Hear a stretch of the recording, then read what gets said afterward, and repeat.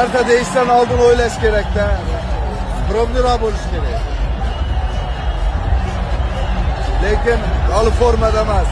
Buni bilish kerak. Odam o'zini nimasiga qarab, mazmuniga qarab tezkor qilish kerak, gapirish kerak deb o'ylayman. Chunki formada emas, hali yaxshi mana bo'ylar kerak. Bo'lim endi takoy oddiy endi boshlagan qanday endi gruba gavri slabый bolalar bilan o'ziga kelish kerak-da. Ha, men aytayotganim eng glavniy skромный bo'lish. Nima bo'lsa 100% bu. Nima bo'lganda ham shu bilan Kamtarliklar. To'yning mujiki deydigan bolalar, Goldmidi, Boltmidi qanaqa urishyapti? Nima bu?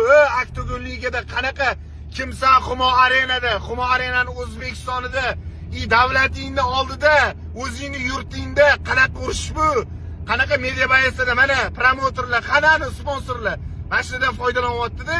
İşte bu odamlar mana shularni bayas deb o'ylaydi. Lekin bular bayas emas, bular media bayas. Bular O'zbekiston bayrog'ini olib chiqilib, olimpiya chempionlar, misol uchun boksyorlarga o'xshab mana oktagonda qanaqa yaxshi bayaslar bor. Mana misol uchun UFC'ga kirgan bayaslarimiz qanchasi bor. Lekin bularni taniydi, lekin ularni tanimaydi. Shunaqa narsaga kelib qoldiki, faqat media bayas. Media bayasidan nimalar oddiy tadbirkorlar foydalanyapti. Qanaqa tadbirkorlar foydalanib bo'ldi o'sha bular zo'r ekan. Odamlar ko'rib bular zo'r ushar ekan. Bular sportsmen ekan. Sportsmen emas, sportsmen harfini biladi. Bittasi chiqib olgan anu. Nima pingvin qilib. Bu nima bu O'zbekiston sharmanda qilish? Bu intervyu ko'ryapti. Bu yer yuzi ko'radi buni. Kekirib o'tiribdi, parasat, urushmaysan bundan ko'ra. Mehnatingni qilmaysanmi? Mana bizga bersin, biz ham urushamiz. Humo Arenada urush unchamchasiga orzu bo'ladi. Bu gapni sportsmenlar tushunadi faqat. Buni oddiy odam tushunmaydi, sportsmen tushunadi.